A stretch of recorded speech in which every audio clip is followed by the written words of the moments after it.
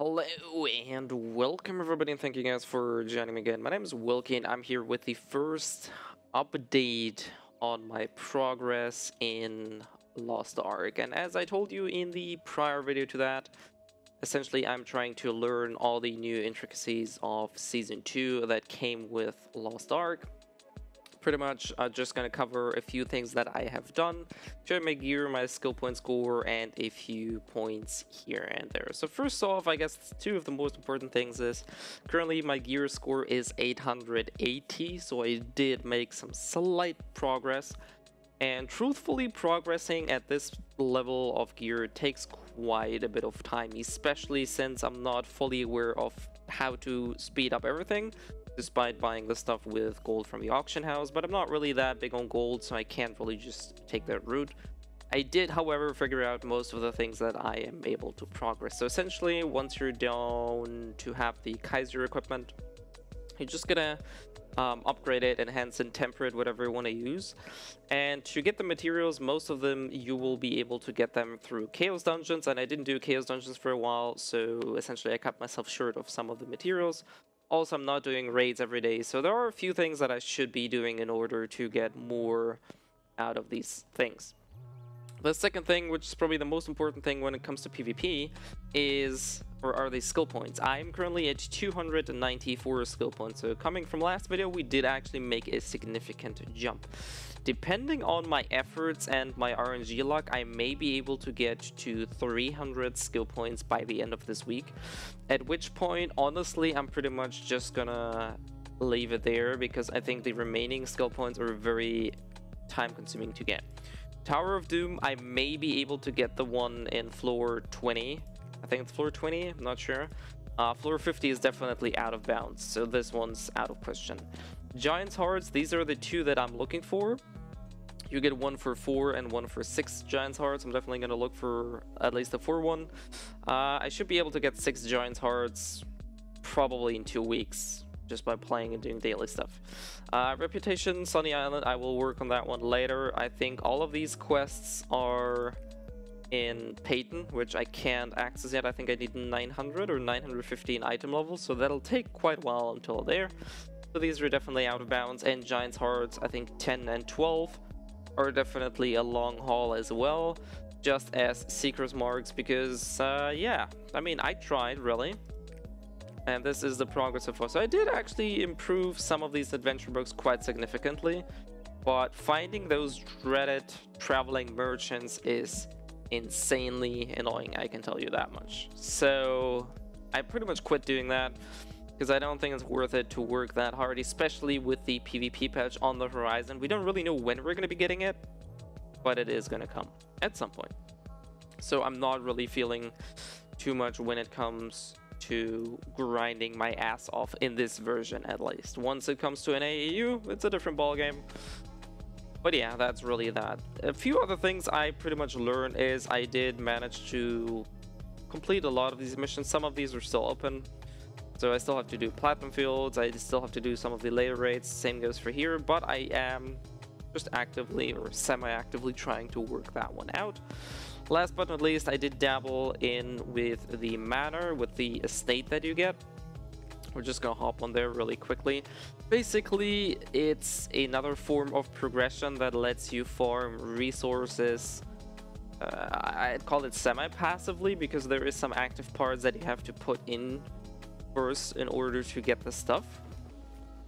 We're not gonna take a tour basically, but you can research stuff to unlock more craftings. We just did research that study, so my Nimble Fox is now available for missions. I'm not entirely sure. I think I wanna research... Let's research that one. Wait, I can't start the research? There we go. I definitely do want to start that research. There's also crafting you can do. So in the forge you can craft materials. So you can see that I did craft potions here, which you can either sell or use for yourself. And I think the most important part is really this mission board here, whereas you can, once you upgrade all of your buildings here, you can send more or multiple ships on a mission, and these missions give you state experience, pirate coins, scout orders, and cornelians. which you then can trade in with the NPC here. So for example, this peddler here, with the order of soldiers, you can get mats for operating your ship. You can get toolboxes, materials. So basically it's another form of progression, and it allows you to craft certain items that will either help you on your way to progress or enable you to progress generally, because there are some items that will definitely gate you. Last but not least, like I said, this is most of the progress, or most of the things that I've learned so far.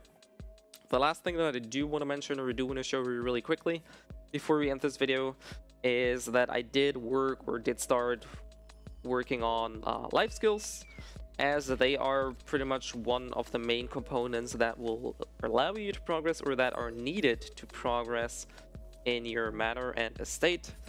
And basically this is one of the most sought out places. By gathering, you can gather all the materials you need to make potions. These potions are used in raids or other difficult stuff, so these things here, and you can either sell them for gold or, like I said, use them yourself.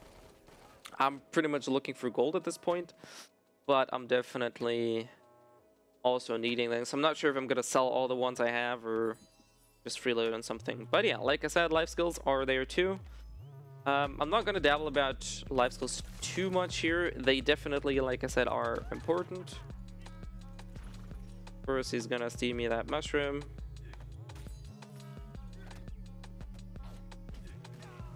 Thank you for being dumb enough. I got lucky there. I'm not sure if there are perks like these in the past again, but basically you need these materials, and these mushrooms are very sought after, so it's gonna be a little bit competitive when it comes to gathering those. But like I said, I'm just starting out with the life skills, and there's that. I guess one last pointer that I want to give you guys on your way, or two things. First of all, dailies and weeklies are very important. You get these badge of the Euphonian Union. If you do all of your weeklies and dailies, you can get 280 per those of those per week, and by using that you can buy gold or gold chests, which obviously will help you to get your gold income up. And I will probably make another, I guess, follow-up guide to the Akrasia Express event guide that I did, explaining what to focus on and how to progress once you're past your gear curve, or essentially once you've done all the missions and you're now having the Kaiser gear and you're like wondering, what the hell am I supposed to do now? So this is probably my next step. Anyways, this is all for this video. Hopefully it was insightful. Like I said, skill points, 300 skill points seems to be relatively decent to get. I definitely wouldn't bother with more, especially if you're like me and you don't plan on playing on this server forever, which I definitely don't. So there's that.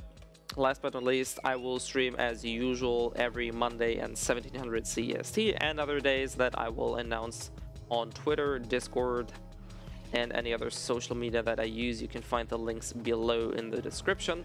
So have a good one. I will see you guys either next stream or I don't know what. So this guy is really annoying me. He's rotating behind these.